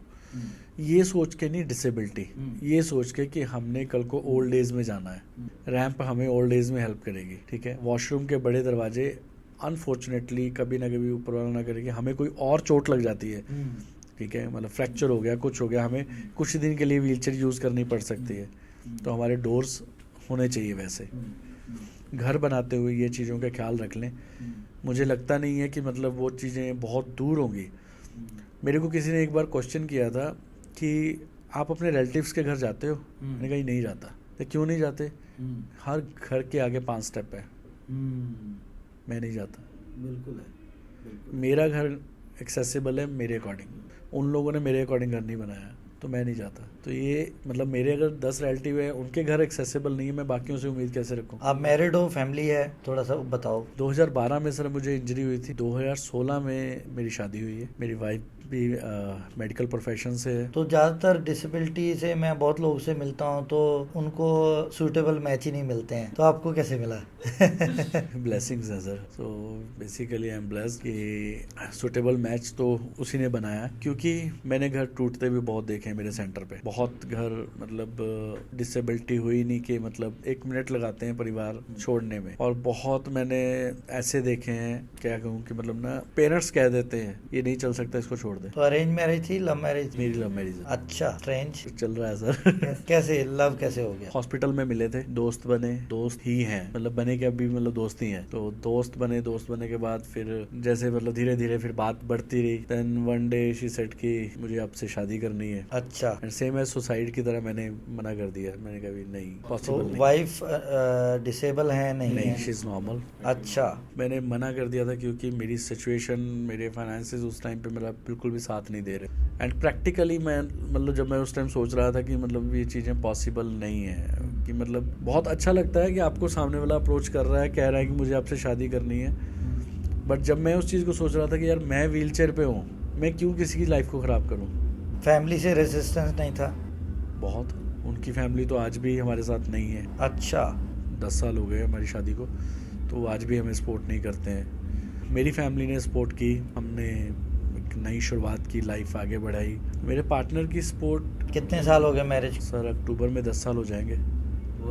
हम दोनों ने मतलब जैसे कह लीजिए ना कि मतलब मुझे बैकबोन मिल गई जब, तो मेरी बैकबोन ब्रेक हुई थी जब मुझे। किड्स, बच्चे हैं? मेरी 2 बेटियां हैं, ट्विंस, 2023 में हुई हैं। किस पॉइंट पे बहुत अच्छा लगा जान के कि आप एक हैप्पी मैरिड फैमिली लाइफ बिता रहे हो। सो किस पॉइंट पे आके लगा कि इंजरी हुई, उसके बाद आपने रिकवर भी किया और मैरिज भी हो गई, तो कब लगा कि अब लोगों के लिए भी कंट्रीब्यूट करना है, लाइफ अपनी तो अच्छी है? सर जैसे हम मेंटल हेल्थ की बात कर रहे थे ना, तो मेंटल हेल्थ इम्प्रूव ही तब हुई कि जब हमने लोगों के लिए कुछ करना शुरू कर दिया। तो जब हमने शुरू किया, जब हमने रिहैब सेंटर स्टार्ट किया 2018 में, स्टार्टिंग 17 के लास्ट में, तो हमें हमारा फर्स्ट पेशेंट जो था फ्री ऑफ कॉस्ट था। वो कह लें कि उनकी उसकी ब्लेसिंग्स, उसके बाद जो आए तेरे उसकी ब्लेसिंग्स, वो ब्लेसिंग्स ही हमें इतना सेटिस्फाइड करती गई कि हमें कोई शौक़ थे नहीं। हमें दोनों को कोई ऐसे शौक़ नहीं थे कि जैसे हमें कोई चीज़ पे चाहिए तो चाहिए, मतलब ये लेनी है, ना उसको था ना मुझे था। तो वो चीज़ें हमें हमारे अपने खर्चे नहीं थे, 2 रोटियां खानी थी तो पेशेंट्स के साथ हमें मिल जाती थी। धीरे धीरे हर चीज़ मिलती गई। जब 2 बेटियां घर में आ गई और ब्लेस्ड कि ठीक है अब परिवार पूरा है, सारा कुछ ठीक। आज जो भी पेशेंट अपने घर में पड़ा हुआ है और वो रिकवर हो चुका है अपने ट्रॉमा से, अपने साइकोलॉजिकल बैरियर से, वो आज क्या कर सकता है कि अपनी लाइवलीहुड कमा सके? कोई भी काम स्टार्ट कर लेंगे ना, मैं मतलब कहूँ ना कि आप शॉप भी कर लेंगे ना। आप कहते हैं मैं शॉप नहीं कर पाऊंगा, मैं तो मतलब करियाने की शॉप है, मैं नहीं कर पाऊंगा, मतलब मैंने सामान कैसे देना है। मैं कहता हूँ आप एक लड़के को रख लीजिए, ठीक है, आपने महीने का 10,000 कमाया, 5 वो ले गया, 5 तो आपको बचा। आप नहीं करेंगे, आपको वो 5 भी नहीं मिल रहा, उल्टा आप 5 अपने पास से खर्च रहे हो। वो हिम्मत कैसे आएगी? हिम्मत तो सर शुरुआत से ही आएगी, कोशिश करने से आएगी। ठीक है, आप मतलब बहुत से एग्जांपल्स अब मेरे पास, तो मतलब मेरे पेशेंट्स के जो स्टार्ट कर चुके हैं, छोटा बड़ा जैसा जिसकी अप्रोच थी उसने स्टार्ट। आपकी पहली हिम्मत वो ऑटो चलाना था और उसके बाद और क्या किया? ऑटो के साथ साथ ही मैंने प्रॉपर्टी डीलर का काम भी किया। अच्छा। तो वो मेरा सर्कल था, तो मेरे एक फ्रेंड थे, मैंने उनसे डिस्कस किया, वो प्रॉपर्टी का काम करते थे, तो मैंने उनसे डिस्कस किया कि मैं आपको कस्टमर ला के दूँगा, ठीक है, आप मुझे कमीशन दे देना। तो यही सर कि ठीक है, ओके। तो जो मेरा सर्कल होता था, मैं उनसे मतलब कोई बात करता था, हमने घर लेना या कुछ लेना, तो मैं ला के उनको मिलवा देता था। सारा कुछ वो करते थे, मैं ऑटो में चलाता ही था, मैं ऑटो में बिठा लाता था, ऑटो में दिखा लाता था। तो उससे मुझे एक साइड इनकम स्टार्ट हुई, ठीक है। उसके बाद फिर मैंने CMC जाना शुरू कर दिया, CMC PMR डिपार्टमेंट में एज काउंसलर वर्क किया। तो तकरीबन 3.5 साल मैंने डॉक्टर संतोष के साथ वहाँ। काफ़ी लंबा समय आपने वहाँ पे जॉब की। बस फिर धीरे धीरे सर आगे स्टेप। तो ये आपके लुधियाने में था ये? CMC hospital Ludhiana, Christian medical college, and अब मैं जलंधर में हूँ। अच्छा, आपका जो क्या नाम है आपके रिहैब सेंटर का? Gurjot spinal rehab and physiotherapy. और कब स्टार्ट किया आपने? 2017। 9 साल हो चुके हैं। और कितने पेशेंट वहाँ से अभी तक रिहैब ले चुके हैं? सर ऑलमोस्ट 1000, बहुत हद तक, मतलब अगर मैं कहूँ कि इंडिपेंडेंट है, अपने काम कर रहे हैं और अपनी लाइफ को बहुत अच्छे से आगे बढ़ा रहे हैं। एंड अब हमारे 2 सेंटर्स हैं जलंधर में ही, जो हमारी 2 ब्रांचेस हैं जो चल रही हैं जलंधर में। मैं आऊँगा उसके ऊपर भी, आपके सेंटर के बारे में हम और बात करेंगे। एक चीज़ आप मुझे बताओ कि एग्जिस्टिंग जो रिहैब्स हैं और जो रिहैब रियली एक इफेक्टिव रिहैबिलिटेशन दे सकते हैं, अभी भी क्या क्या गैप्स हैं? सर, अगर हम रिहैब्स की बात करें ना, गवर्नमेंट सेक्टर में तो बहुत ज़्यादा कोई सपोर्ट नहीं है स्पाइनल रिहैब को लेके या कुछ। प्राइवेट हर बंदे की अफोर्ड से बाहर है। जितना बड़ा स्ट्रक्चर उतना महंगा। और ये इंजरी, मैंने जैसे पहले भी बताया कि ये इंजरी तकरीबन मिडिल क्लास वालों को होती है, या लोअर मिडिल मैंने लोअर मिडिल में कह सकते हैं। मजदूर हो गए, बाइक एक्सीडेंट हो गया, कोई मतलब साइकिल पे जा रहा, कोई हिट कर गया, तो मोस्ट ऑफ द इंजरीज ऐसे। अगर मिडिल क्लास में कार वाले को बात करें, कार पलट गई या कुछ, क्योंकि आजकल कार तो हर घर पे ही है, तो उस वजह से एक्सीडेंट हो गया। बट वही कि इनकम सोर्सेज बंद, एंड देन नेक्स्ट कार तो मतलब वहीं टूट गई एक्सीडेंट में, अब तो वो भी नहीं बिकनी। तो ये बड़ा फ़र्क है। कहीं ना कहीं EMIs पे ली होती हैं, वो एक्साइटमेंट में स्पीड चला ली, कम चला ली, एक्सीडेंट। एंड कहीं ना कहीं नशा भी इसमें इन्वॉल्व हुआ है। अगर हम आजकल मतलब गवर्नमेंट तो बहुत कह रही है कि जो स्लोगन चल रहा है, युद्ध नशा विरुद्ध, सो मुझे लगता है कि कहीं ना वो बंदे को खुद ही मानना पड़ेगा कि जनरेशन जो ट्रक पे कुछ स्पीड बाइक चलानी, एक्सीडेंट होना, छत से गिर जाना, स्टेयर से गिर जाना। वुमेंस को बहुत इंजरी होती है छत से गिरने से। कपड़े सूखने डाले हुए छत से उठा के ला रही हैं, पैर स्लिप हुआ, पौड़ियों से नीचे गिर गई। रिहेबिलिटेशन में कौन कौन से फेस होते हैं? रिहेबिलिटेशन में सबसे पहला फेस आता है इंडिपेंडेंट लाइफ। ओके। सबसे पहले उसकी लाइफ इंडिपेंडेंट की जाती है ताकि वो अपने आप को संभाल सके। सेकंड आता है उसका बॉल ब्लैडर मैनेजमेंट। अच्छा। ताकि वो जो अपनी फैमिली उसकी मतलब उसके डायपर्स वगैरह बाकी सारी चीज़ों को हैंडल करे, वो खुद पे आ जाए। वो उसके लिए बहुत बड़ा रोल होता है कि सामने वाला जब वो खुद को संभालने लगे, उनको लगता है कि यार सामने वाला मुझे संभाल नहीं रहा, मैं खुद को संभाल रहा हूँ, तो मैं इंडिपेंडेंट हूँ। थर्ड आ जाता है उसमें कि जब वो अपने कपड़े खुद पहन रहा है, एंड अब उसे लगता है कि यार मैं खुद शिफ्ट हो जाता हूँ, खुद कपड़े पहन रहा हूँ, अब मुझे बाहर निकलना है। हमारा एक वोकेशनल ट्रेनिंग प्रोग्राम होता है, हम जिसमें मोस्ट ऑफ पेशेंट्स को मूवी ले जाते हैं, कभी गोल्डन टेम्पल ले जाते हैं, ताकि आप लोगों को फेस करो, आप बाहर निकलो। कई मतलब ऑब्जेक्ट भी करते हैं कि नहीं हमने नहीं जाना है, हमें अच्छा नहीं लगता है, बट हम थोड़ा सा ज़बरदस्ती कहते हैं कि यार चलो आप बाहर निकलोगे तो लोगों को फेस करोगे, और लोगों को एग्जैक्टली पता लगेगा कि यार ये एक पार्ट है हमारी सोसाइटी का, हमें इनके साथ चलना है। ना कि हमें ये कि मतलब यार जैसे मैंने कहा कि बैगर बना के छोड़ दें। हर चौक में आपको मांगने वाले लोग मिलते हैं और हम लोग दे के बढ़ावा देते हैं। मैं एक पेशेंट हूँ, मान लीजिए मेरे स्पाइनल इंजरी हो गई और मैं आपके पास पहले आता हूँ सबसे पहले, तो मुझे कैसे ये पता लगेगा या मुझे ट्रस्ट होगा कि मैं सही जगह आ गया? सर हमारा थोड़ा सा कंसेप्ट डिफरेंट होता है। जब हमारे पास पहली बार कोई पेशेंट आता है ना, हम साइड में बैठ जाते हैं, हम कहते हैं ये सेंटर खुला पड़ा है, ये सारे पेशेंट्स बैठे हैं, ये फैमिली रिलेटिव्स बैठे हैं, आप जिसको मर्जी जाके मिल के आओ, हमारे बारे में पूछो, एंड देन यू डिसाइड कि तुम्हें क्या करना है। हमारी सर्विसेज, हमारे पास इक्विपमेंट्स हैं, एक्सपीरियंस स्टाफ है जो डिग्री होल्डर्स हैं, एंड हमारे पास स्टे फैसिलिटी है। जो आउट ऑफ जलंधर से आते हैं उनके रहने खाने पीने का फूड फैसिलिटीज़ अवेलेबल हैं। एंड सबसे इम्पॉर्टेंट हमारे लिए जलंधर के लिए जो है, जो कि पंजाब का पहला रिहैब सेंटर है ये, जिसमें व्हीलचेयर एक्सेसिबल वैन है। जो हम पेशेंट को घर से लेके आना, घर पे छोड़ के आना सर्विसेज देते हैं। जैसे हमारे बहुत पेशेंट अभी भी हमारे साथ ये सर्विस ले रहे हैं। उसमें क्या है कि फॉर एग्जांपल किसी को इंजरी हो गई है या स्ट्रोक हो गया है, तो फैमिली कहती है कि हम कैसे लेके आएँ, डेली हम काम करें या लेके आएँ। तो हमारा थोड़ा सा कंसेप्ट डिफरेंट था, आप काम कीजिए, हम ले आएंगे, हम छोड़ आएंगे। कमाने वाले कमाने जा रहे हैं, हम उनका ट्रीटमेंट भी कर रहे हैं, उन्हें ला भी रहे हैं, उन्हें छोड़ भी रहे हैं। तो ये हमारी लोकल जलंधर में चलती है। एंड स्टे फूड की फैसिलिटी हमारी जो ऑल ओवर इंडिया से लोग आते हैं हमारे पास रहते हैं उनके लिए रहती है। तो एक ही सेंटर में ये सब कुछ है?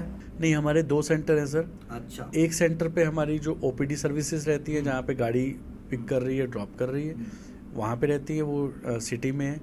एक थोड़ा सा सिटी से आगे है, जहाँ पे स्टे और फूड की फैसिलिटी के साथ रूम्स बने हुए हैं, जहाँ पेशेंट आते हैं, अपना रहते हैं और थेरेपी करवाते हैं, और एक ही छत के नीचे उनको सारी फैसिलिटी मिलती है। आपने व्हीलचेयर की बात की, तो असिस्टिव टेक्नोलॉजी या असिस्टिव डिवाइसेस कितना बड़ा रोल प्ले करते हैं पोस्ट रिहैबिलिटेशन या ड्यूरिंग रिहैबिलिटेशन? सर बहुत बड़ा रोल है। अब कोई पर्सन है, फॉर एग्जांपल सर्वाइकल इंजरी हो गई है उसे, उसके हाथ नहीं चल रहे हैं, उसके लिए इलेक्ट्रिक व्हीलचेयर बहुत इंपॉर्टेंट होती है। अब कोई पर्सन है जो काम कर रहा है, उसे लगता है कि उसे चाहे स्टडी कर रहा है चाहे वर्क कर रहा है, उसे कोई व्हीलचेयर चाहिए जो स्टैंडिंग भी हो, जिससे उसको हेल्प मिल सके, उसको किसी को और को आवाज़ ना मारनी पड़े कोई सामान पकड़ाने या उठाने के लिए। तो टेक्नोलॉजी तो डेफिनेटली हेल्प कर रही है सर। और कोई भी ऐसी जो चीज़ें हैं वो उसके काम को मतलब और हिम्मत देती है। कैसा फील होता है जब आप दिन भर अपना काम करके शाम को अपने बच्चों के साथ टाइम बिताते हो? सर मेरी अगर मैं बात करूँ ना, मेरी रूटीन ऐसी है कुछ कि मैं सुबह जब निकल जाता हूँ, सोई होती हैं दोनों। अच्छा। तो मैं एक्चुअली वाइफ और बच्चे दोनों सोए होते हैं, तो मैं इंडिपेंडेंट इतना हूँ कि मतलब मुझे कोई हेल्प की ज़रूरत नहीं होती। मैं अपना सुबह उठ के बाथ वगैरह लेके कपड़े पहन के मतलब मेरा जो लड़का है गेट खोल देता है, मैं गाड़ी लेके निकल जाता हूँ। तो मॉर्निंग 7 o'clock से मेरी लाइफ की जो रूटीन है वो शुरू हो जाती है। और बेटियाँ मेरी दोपहर को मेरे सेंटर पे ही आ जाती हैं, तो उनके साथ वो टाइम दोपहर से ही शुरू हो जाता है। तो फिर वो थोड़ा सा इधर से आना, पापा ये, पापा वो, पापा चीजी, तो मुझे चोको चाहिए, ऐसे मतलब वो सारी चीज़ें भी चलती है। घर पे आने के बाद मतलब अगर मैं बात करूँ तो आजकल वैसे तो वो ठीक नहीं है स्क्रीनिंग, बट 8 बजे के बाद मेरा फ़ोन मेरे पास नहीं रहता, ना मेरा ना वाइफ का। दोनों बेटियां दोनों फ़ोन उठा के गायब हो जाती है, तो बस तरीके से लेना पड़ता है। तो बस वो उनके साथ कब टाइम निकल जाता है पता ही नहीं लगता। वो पुराना टफ टाइम और आज का प्रेजेंट टाइम, जब आपको लगता है कि आपकी फैमिली आपके साथ है, वाइफ आपके साथ है, बच्चों के साथ आप टाइम एंजॉय करते हो, तो कैसा फील होता है अल्टीमेटली? सर बहुत अच्छा फील होता है। मतलब मैं अगर मतलब ना एक पर्सनल स्टोरी मतलब मैं शेयर करूँगा कि मतलब ना बताइए। मेरी लाइफ की अचीवमेंट अगर मैं मानूँ, मेरे पापा की डेथ 1994 में हुई। मेरी मदर अपने सभी ब्रदर सिस्टर्स में सबसे अगर मैं बात करूँ तो पुअर फैमिली काउंट होती थी। अच्छा। कि सबसे गरीब है ये, हस्बैंड की डेथ हो गई है, जब मुझे इंजरी हुई मैं बेड पे आ गया, तो टू टफ टाइम था उनके लिए सरवाइव करना। अगर मैं बात करूं तो वाहिगुरु का शुक्राना करते हुए सभी भाई बहनों में वो पहली है जो कनाडा जाके आई है। मेरा ब्रदर छोटा कनाडा में है, तो वो जो सबसे पुअर फैमिली से थी, जिसको सभी कहते थे कि यार मतलब ये नहीं, मतलब कहते ना कि फैमिली इवेंट्स में भी जिन्हें जगह नहीं मिलती थी, तो अब मैं उतना ब्लेस्ड हूँ। आपके एक्सपीरियंस के हिसाब से आपको लगता है कि क्या पैसे की वजह से बहुत लोग रिहैब नहीं करवाते हैं? बहुत बड़ा रोल है सर, पैसा बहुत बड़ा रोल है रिहैब में। रिहैब एक तो लंबा ट्रीटमेंट है, मिनिमम अगर मिनिमम मैं बात करूं 3 महीने कम से कम चाहिए होते हैं। 3 महीने किसी भी पेशेंट के पास फाइनेंसेस नहीं हो पाते, बहुत टफ होता है। हमारी बात करें अगर, हम मैक्स टू मैक्स हेल्प करने की कोशिश करते हैं, बट हमारे भी कई जगह के हाथ बन जाते हैं क्योंकि सैलरीज, इंफ्रास्ट्रक्चर खर्चे, वो सारी चीज़ें। फिर भी हमारी कोशिश होती है कि अगर कोई आ गया तो वापस नहीं जाएगा, वो टचवुड अभी तक कोई गया नहीं है। आपको लगता है कि आपका वो टाइम, टफ टाइम, जब आपके पास फाइनेंशियल मैं निकला हूँ जिसमें से, तो वो चीज़ अभी भी आपको याद है? हम कहते हैं कि फ्री हम बढ़ावा नहीं देते सर। द रीज़न इज़ कि फ्री की वैल्यू नहीं है। ठीक है, कोई वैल्यू नहीं है। मैं कोई भी अगर किसी को कहता फ्री वाली चीज़ साइड में फेंकी जाती है। तो अगर उसके पास नहीं है ना, तो वो थोड़ी सी भी एफर्ट्स करके, जो मैंने मतलब मुझे पता है कि मैंने ब्याज पे पैसे लेके चीज़ें की, तो मुझे पता था मैंने देनी है। अगर वो अपने एफर्ट्स करके पैसे लाएगा ना, तो उसको उस ट्रीटमेंट की और उस पैसे की वैल्यू पता होगी। आज उस पर्सन को जिसको जस्ट इंजरी हुई है अभी, उसको आप क्या मैसेज देना चाहोगे? मैं उसको ये मैसेज दूंगा कि ना, बिल्कुल भी अपने समय को वेस्ट मत करें। और सबसे इम्पोर्टेंट, जितने सर्कल वाले उसके आके बोलने वाले ना, यहाँ चल वहाँ चल, ये चल वो चल, सारा कुछ छोड़ दे, इंडिपेंडेंट हो जा, उसके बाद खुद चला जाए। अच्छा, व्हीलचेयर पे इंडिपेंडेंट हो जा 2 महीने लगा के, फिर जहाँ जहाँ वो बोलते हैं ना, उसमें सबसे इम्पोर्टेंट क्या होगा, जहाँ जहाँ वो बोलते हैं ना, अभी तुझे जाने के लिए एम्बुलेंस चाहिए, फिर तो ट्रेन से भी जा सकता है, बस से भी जा सकता है और कार से भी जा सकता है।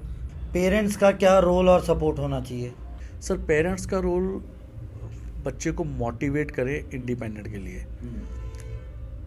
उसके मुंह में चीज़ें ना डालें कि चोट होगी, पता नहीं चोट लग गई, पता नहीं क्या हो गया, लग गई है ठीक है, आप फेस कर रहे हैं, आप रो रहे हो साइड पे जाके कि हमारा बेटा है, हमारी बेटी है, या मतलब लाइक पेरेंट्स हैं तो बेड पे आ गए हैं, तो आप रो रहे हो, बट आप रो कर भी उसको सपोर्ट करो, उसके साथ थोड़ा हार्ड टाइम रखो, उसको एहसास मत कराओ कि हर चीज़ तेरे हाथ पे आएगी।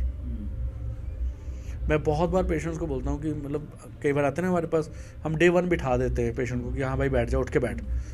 ये घर पे तो 2 महीने बैठा नहीं। मैंने कहा आपने बैठने दिया ही नहीं, आपने बोला ही नहीं उसको बैठ। आप तो इस डर में रहे कि ये बैठ जाएगा, गिर जाएगा। आप साइड पे खड़े जाओ, उसको बोलो सही बैठ।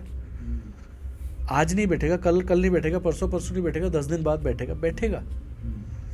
आप वो कोशिश करवाओ। अभी मुझे पाजी एक वीडियो दिखा रहे थे, व्हीलचेयर की पेशेंट कपूरथला का ही था, वो लेटा हुआ मतलब व्हीलचेयर के ऊपर ही, तो उसके जॉइंट स्टिफ हो गए, hip joint, knee joint, ankle joint fix हो गए। रीज़न कि उसे बैठने के लिए बोला ही नहीं, जॉइंट मोबिलाइज ही नहीं हुए, बैंड ही नहीं हुए।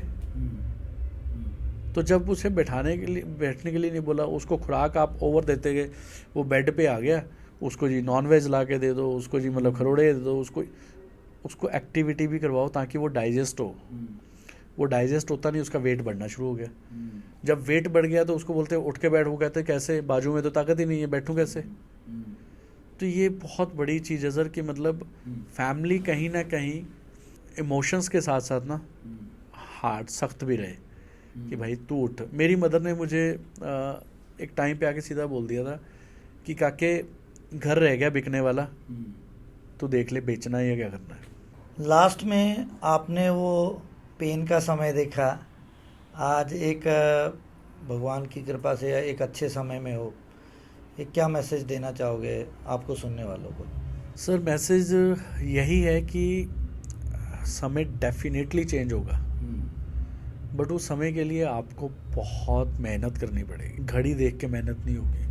मैं आज भी नहीं घड़ी देखता कि जब काम करना है तो फिर काम ही करना है। मेरे मतलब स्टाफ मेंबर्स, मेरी मतलब टीम के लोग 9 बजे आते हैं, मैं 7 बजे होता हूँ वहाँ पे। मैं घड़ी देख के काम नहीं करता, मुझे ट्रैवलिंग के लिए सोचना नहीं पड़ता, मैं अकेला निकल जाता हूँ। मैं पेशेंट्स को देखने के लिए अगर उनके घर जाता हूँ तो मैं ये सोच के नहीं जाता कि मुझे वहाँ पे हेल्प मिलेगी नहीं मिलेगी, बट मैं ले लूँगा, मैं ये सोच के जाता हूँ। बहुत बार मेरे साथ ऐसा हुआ है, जब मैं पेशेंट्स के घर पहुँचता हूँ, अच्छा आप ट्रीटमेंट करने आए हो, व्हीलचेयर पे हो, आपको क्या हुआ? अच्छा, फिर जब वो ट्रीटमेंट करवाते हैं तब उनको समझ आता है यार नहीं, हमने गलत जज कर लिया। आपकी वो जर्नी डिसेबिलिटी से एबिलिटी तक, रिहैबिलिटेशन को आपने ऑप्शनल नहीं माना, आपने उसको पॉजिटिव लेके रिहैबिलिटेशन को कंपलसरी किया, और मोबिलिटी को आपने लग्जरी नहीं माना, आपने एक्सेप्ट कर लिया कि अब मोबिलिटी, अब व्हीलचेयर ही मेरी लेग्स हैं। सो आई थिंक कि आपने पर्सनल एग्जांपल से ये प्रूव किया है, अगर हिम्मत हो तो कुछ भी अचीव किया जा सकता है। Thank you Gurvinder. Thank you so much sir. मैं बस लास्ट एक ही बात कहूँगा, ऑटो से कार तक का सफ़र ना मतलब इजी नहीं था, बट इजी हो गया। टाइम मतलब जब मैंने मतलब जैसे कहा ना कि ट्रांसपोर्टेशन के लिए मुझे हेल्प लेनी पड़ती, एंड अब इतना ब्लेस्ड हूँ कि मेरे पास 4 कार है, तो मुझे मतलब सोचना ही नहीं पड़ता कहीं जाने के लिए। एंड मैंने और मेरी वाइफ ने वो टाइम देखा है जब हम मूव किए थे लुधियाना से जलंधर, प्राइस टैग देख के चीज़ खरीदते थे कि खरीद सकते हैं कि नहीं, एंड अब टैग नहीं देखते। All the best, thank you. Thank you so much sir.